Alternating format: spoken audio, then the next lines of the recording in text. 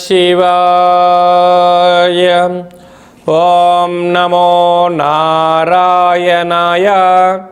కర్మ నివారణ నరదృష్టి నివారణ కాళభైరవాయ నమో నమః. ఓం కాళకాలాయ విద్మహే కాళాతీతాయ ధీమహి తన్నో నరదృష్టి నివారణ కాళభైరవ ప్రచోదయాత్. హరి ఓం. మా ఛానల్కి స్వాగతం.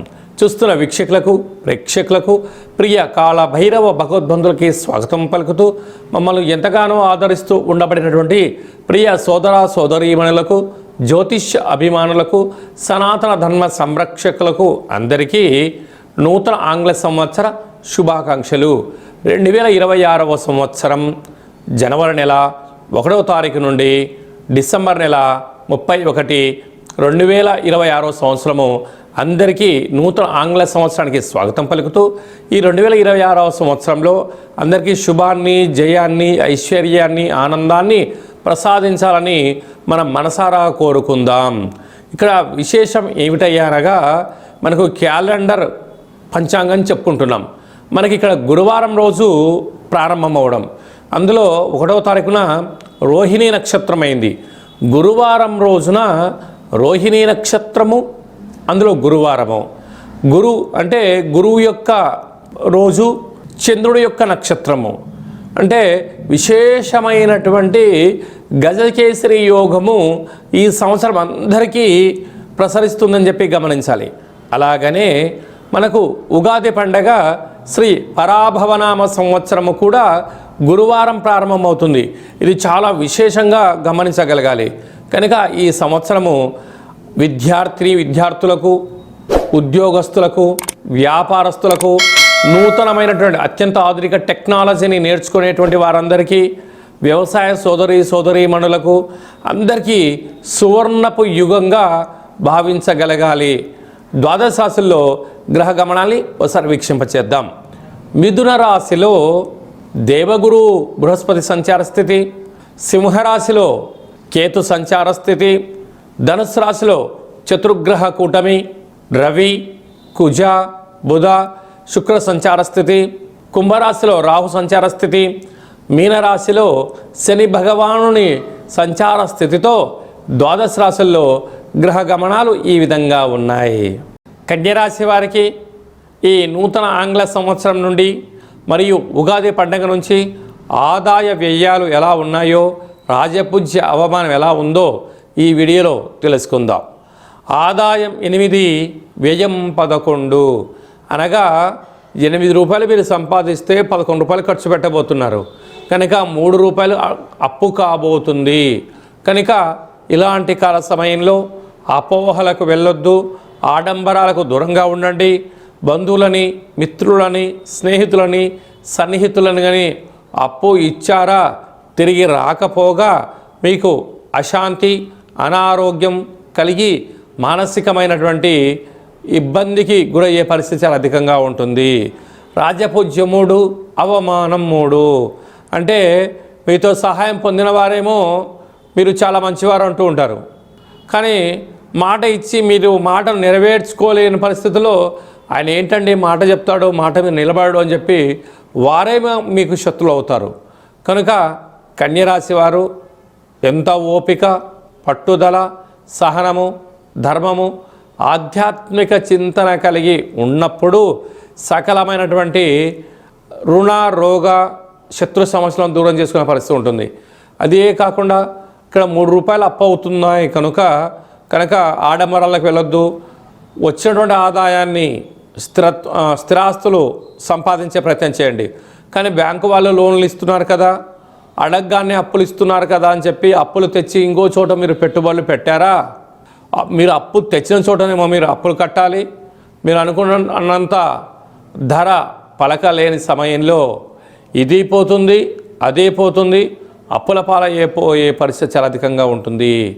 ప్రధానంగా ఆహార ఉత్పత్తులు, వస్త్ర వ్యాపారస్తులు, స్వర్ణకారిత వ్యాపారస్తులు, మార్కెటింగ్ రంగంలో ఉండబడిన వారు, ఆధ్యాత్మిక రంగంలో ఉండబడిన వారు, వ్యవసాయ సోదరీమణులు, సాఫ్ట్వేర్ హార్డ్వేర్ ఉద్యోగస్తులు ఎంతో అప్రమత్తత అవసరమని చెప్పి గుర్తుపెట్టుకోగలగాలి.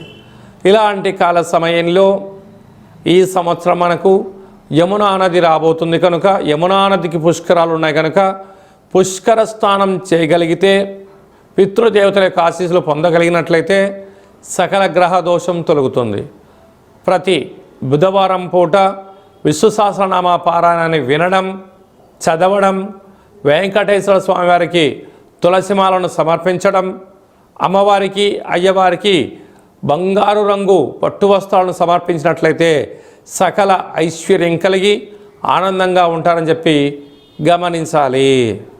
ఈ ఆంగ్ల సంవత్సరం అంతను కూడా అందరము కూడా వీలైనంత వరకు తల్లిదండ్రుల యొక్క సేవ, తల్లిదండ్రులతో సత్ప్రవర్తన, తల్లిదండ్రులను ఎవరైతే గౌరవిస్తారో వారందరికీ యోగం కలుగుతుంది.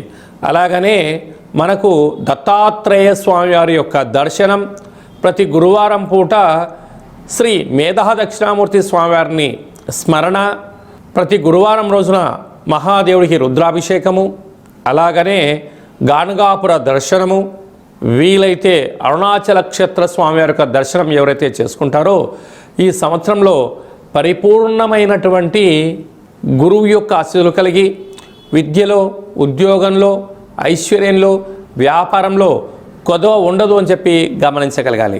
ఇంకనూ మనం విజయం సాధించగలగాలి అన్నట్లయితే ఒక్కొక్క నెలలో మనకు ఒక్కొక్క కాళభైరవ స్వామి వారు ఉంటారు. ఆ కాళభైరవ స్వామికి స్మరణ, ధ్యానము, కూష్మాండ దీపము, నారికేల దీపము, పిండి దీపాన్ని, గండా దీపాన్ని ఒక్కొక్క నెలలో ఒక్కొక్క విధంగా మనం పెట్టుకోగలిగినట్లయితే సంపూర్ణమైనటువంటి స్వామివారికి ఆశీస్సులు కలిగి ఎవరి ఇంట్లో ఎలాంటి ఇబ్బందులు లేకుండా, అష్ట కష్టాలు లేకుండా అష్ట ఐశ్వర్య ప్రాప్తి కలుగుతుందని చెప్పి గమనించాలి. ఈ యొక్క పాత్ర కాళభైరవ స్వామివారి యొక్క అక్షయ పాత్ర. అంటే ఈ యొక్క పాత్రలో అనేక రకముల యంత్రములను అచ్చు వేయడం జరుగుతుంది. ఈ యొక్క పాత్రను ఇంట్లో ఉంచుకొని పూజ చేసిన తదనంతరము ఇలా ఒక్కసారి శబ్దం చేస్తే ఈ పాత్రలోంచి ఓంకార శబ్దం రావడం జరుగుతుంది.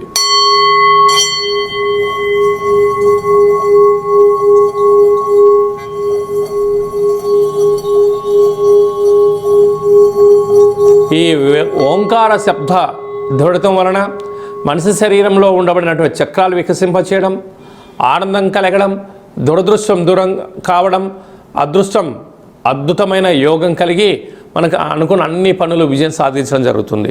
కనుక ఈ అక్షయ పాత్రను 2026వ సంవత్సరంలో ఇంట్లో ఉంచుకుందాం. కాళభైరవ స్వామిని స్మరణ చేద్దాం. సకల అష్ట కష్టాలకు స్వస్తి పలుకుదాం. అష్టైశ్వర్య స్వాగతం పలుకుదాం. అలాగనే మీ వ్యక్తిగత జాతకం తెలుసుకోవాలనుకుంటున్నారా? మీ యొక్క పేరు, పుట్టినటువంటి తేదీ, నెల, సంవత్సరం, పుట్టిన సమయం రాసి మీరు వాట్సాప్లో పంపించగలిగినట్లయితే 100 సంవత్సరముల జాతకాన్ని రాసి సవివరంగా సంపూర్ణంగా మీకు ఎక్స్ప్లెయిన్ అంటే ఉదాహరణగా చెప్పడం జరుగుతుంది. అలాగే మీరు పుట్టినప్పుడు గ్రహ గమనాలు ఎలా ఉన్నాయి, ప్రస్తుతం ఎలా ఉంటున్నాయి, రాబోయే కాలంలో ఎలా ఉంటున్నాయో తెలియజేయడం జరుగుతుంది. చాలామందికి పుట్టినటువంటి కాల సమయంలో డేటా ఆఫ్ బర్త్లు లేనటువంటి వారికి మీ పేరు యొక్క మొదటి అక్షరాన్ని అనుసరిస్తూ రాశిని తెలియచేస్తూ రాశి యొక్క స్థితిగతులను చెప్పుకుంటూ అలాగనే రమణ శాస్త్రం ద్వారా అనగా గవ్వల ద్వారా కాళభైరవ ఉపాసన చేత భూత భవిష్యత్ వర్తమానాన్ని తెలియజేయడం జరుగుతుంది. కనుక 2026వ సంవత్సరంలో మనకు ఉగాది పండుగ దగ్గర నుంచి ఆదాయము, వ్యయము, రాజపూజ్యము, అవమాన కార్యక్రమాలను ఎలా నివారించుకోవాలి, ఐశ్వర్యాన్ని ఎలా పొందుకోవాలో ముందుగానే తెలుసుకుందాం. అపాయింట్మెంట్ తీసుకొని సంప్రదించగలరు. అందరికీ ఈ 2026వ సంవత్సరంలో శుభం, జయం, లాభం, ఐశ్వర్యం కలగాలని కోరుకుంటూ ఆశీర్వచనం.